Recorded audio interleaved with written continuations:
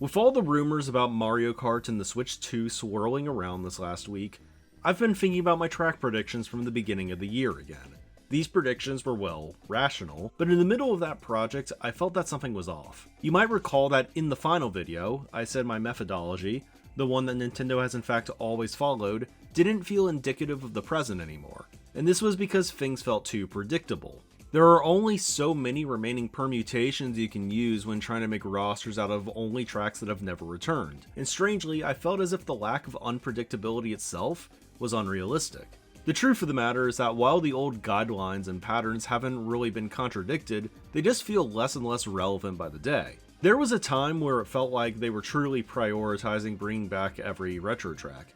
And it's not that I think they don't want to per se, but it does not feel like it's the main priority anymore. They'll get to it when they get to it, and perhaps that is for the better. Let's put things into perspective. Do we really think that Nintendo cares about when every SNES track is eventually brought back? Because they could have used the booster pass to catch up if they truly wanted to, but the only track that they crossed off the list was Bowser Castle 3.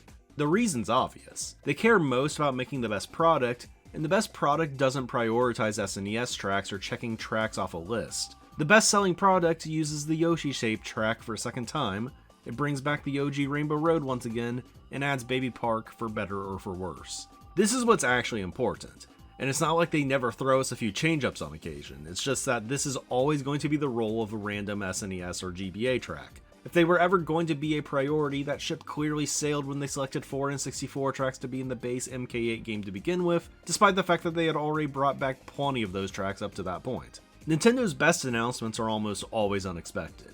That's why the Smash trailers hit. There always feels like there's a chance for a loved character to return, but there's never a guarantee until it actually happens. Because if there was ever a guarantee, the excitement and buzz around the game just wouldn't be the same. And this brings me to my first bold prediction. GCN Rainbow Road will be the final track of the last Retro Cup.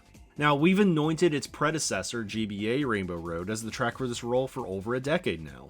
It's been next in line, the obvious answer if you will. But does it make the most sense still? Well, of course it does, but there's no fun in predictability. Let's be honest for a second, Super Circuit was the worst selling Mario Kart game. It is, in my opinion, wrongfully considered to be the worst Mario Kart title, and though Double Dash didn't light the world on fire sales-wise, it was a console game, people played the multiplayer over at others' houses, and it feels safe to say that more people experienced this track than the sales might indicate. I mean, 5 million people watched this video too, which is almost matching the total sales of the game to begin with. I think it's safe to say that the track is widely known and remembered. And while there was a time in my life where I expected MK8's console successor to be a handheld game, making GBA Rainbow Road perhaps the perfect closeout track, that ship has sailed now, because we expect the game to release on a Switch home console successor, and I feel like this perhaps makes a pivot to GCNRR make sense. Double Dash was a very grandiose game for its time, and its Rainbow Road was a standout track. I feel like for the first major console Mario Kart release in over a decade, they're gonna want a track exactly like this one to be a feature. And that's not to say that GBA Rainbow Road's bad or incapable. It's actually one of my favorite Rainbow Roads, and I think its bumper mechanics were really awesome in Super Circuit. It might be my favorite track to time trial in the entire series, but it's also hard for me to envision it playing in the same way when it's finally remade. I guess my point is, I'm thinking about the reveal cycle here. What would be more exciting to the fans? GBA Rainbow Road, the expected less ambitious option, or GCN Rainbow Road, the unexpected, likely more played console follow-up to N64 Rainbow Road? Because the answer seems obvious to me. Nintendo finds themselves in a win-win situation if they select it too.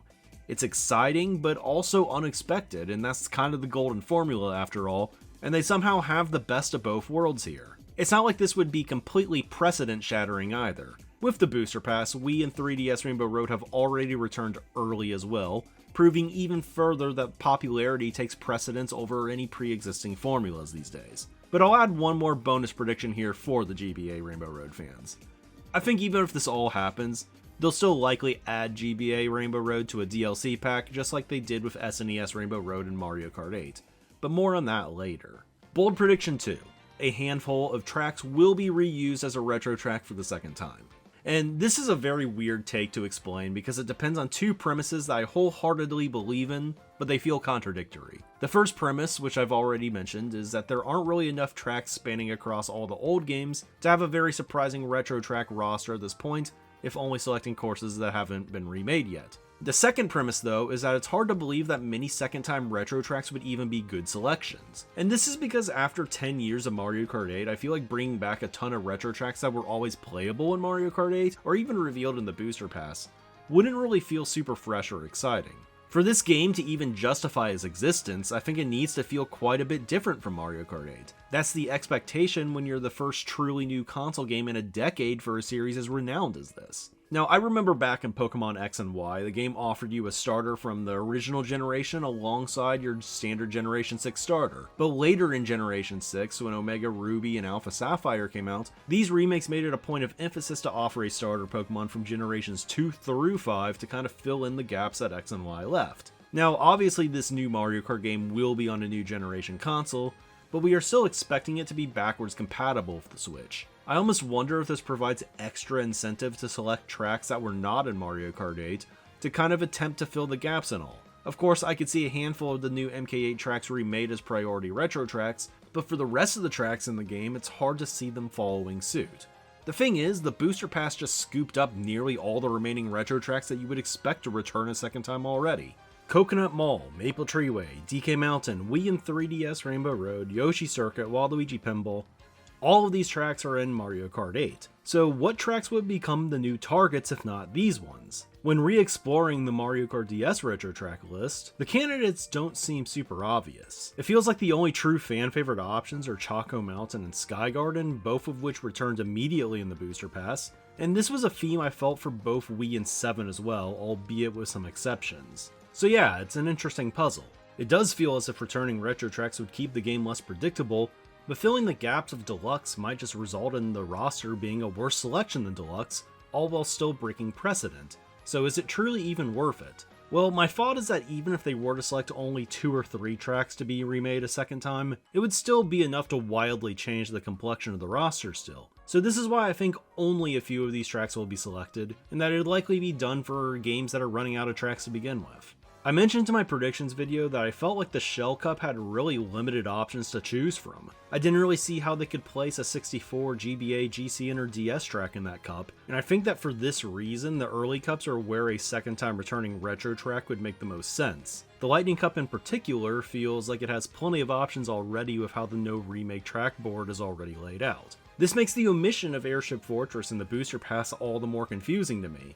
Many people expect it to make its way into the next game now, but I'm not sure it's the best fit. I'm kind of bullish on the chances of DS Bowser's Castle making it in as well, and I feel like it would take DS Rainbow Road being the surprise instead to prevent that from happening. Its presence as a later cup DS track with a Bowser theme is not ideal for Airship Fortress fans. However, I do think a second DS track feels very possible. I just don't know if it would be the one that people are expecting. I'd say that options like Luigi's Mansion or Delfino Square make the most sense. Delfino Square in particular is the type of track that feels perfect for this situation. It's wildly under the radar after not appearing in Tour, and it was quite popular from what I could see in DS and Wii. I think it would make for a great surprise addition, but I do have to perhaps question why it wasn't in Tour. It feels like it would have been an obvious fit. I don't know if this is just another instance of Nintendo wanting to pretend that Mario Sunshine doesn't exist, but they also have Sunshine Airport to deal with too regardless, so I don't really know.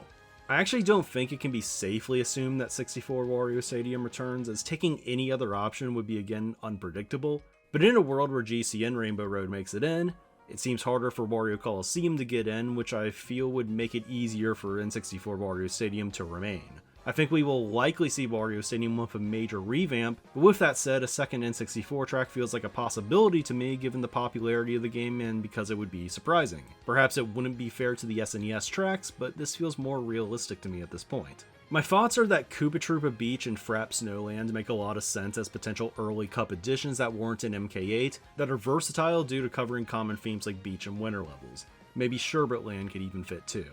In the popularity department, Mario Raceway and Bowser's Castles feel like they would fit, but I also feel like there are plenty of unremade circuits and Bowser's Castle levels that could be selected instead. I would of course be a Banshee Boardwalk advocate too, for perhaps similar reasons as Delfino Square, but of course that would result in a pivot off of Broken Pier if they wanted to use it, a similar potential first time pick that is off the Tour radar as well. I guess my point is, I'm not sure how it'd all be done. Here are some potential ways though. So is this my new prediction? Well, I'm not sure what to think anymore. I went into the project at the start of the year expecting to feel good with my selections and came out of it feeling uncertain. I wasn't going to cancel a project I put a ton of time into, and I still feel like it was a worthwhile endeavor, and it'll even be a great prediction if Nintendo does go through with the path that they always have. But as mentioned in those videos, this is the last time that they can do it this way due to the remaining track pool, and something is going to have to change soon, so why not now? Here's my official stance. I don't think I have official predictions anymore.